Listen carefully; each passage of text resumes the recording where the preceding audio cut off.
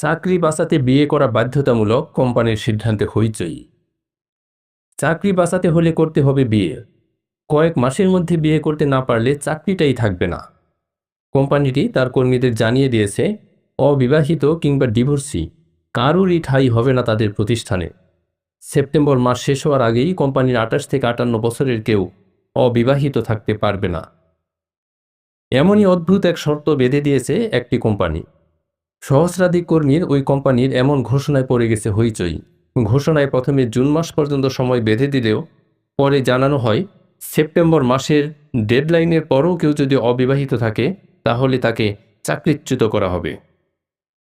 বয়স বাড়ছে কিন্তু তরুণ তরুণীরা বিয়ে করছে না, এ নিয়ে চিন্তার শেষ নেই চীন সরকারের।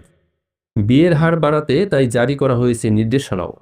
সেই নির্দেশনায় অক্ষরে অক্ষরে পালনের সিদ্ধান্ত নিয়েছে পূর্বাঞ্চলীয় চীনের শ্যাংডং প্রদেশের সুনতিয়ান কেমিক্যাল গ্রুপ। কোম্পানির ঘোষণায় বলা হয়, বিয়ের হার বাড়াতে সরকারের আহ্বানে সাড়া না দেওয়া অনুগত না থাকারই লক্ষণ। 2001 সালে প্রতিষ্ঠা লাভ করা কোম্পানিটি লিনোই শহরের শীর্ষ 50টি কোম্পানির একটি।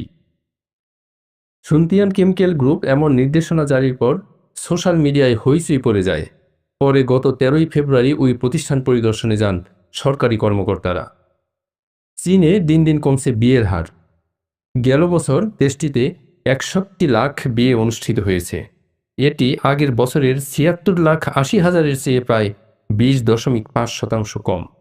তবে বিয়ের হার কমলেও বেড়েছে সন্তান জন্মদানের হার। 2024 সালে চীনে রেকর্ড 95,40,000 নবজাতকের জন্ম হয়েছে। 2017 সালের পরেই প্রথম দেশটিতে এত শিশুর জন্ম হলো। অবশ্য বিশেষজ্ঞরা বলছেন, ইয়ার অব দ্য ড্রাগনের কারণে শিশু জন্মহার বেড়ে গেছে। তরুণ তরুণীদের মধ্যে বিয়ের আগ্রহ কমে গেছে। অবস্থা এমন দাঁড়িয়েছে যে সরকারি বিভিন্ন সংস্থা 4 হাত এক করতে নানা প্রণোদনা দিচ্ছে। তারপরও তরুণ তরুণীরা বিয়ে করতে আগ্রহী হচ্ছে না।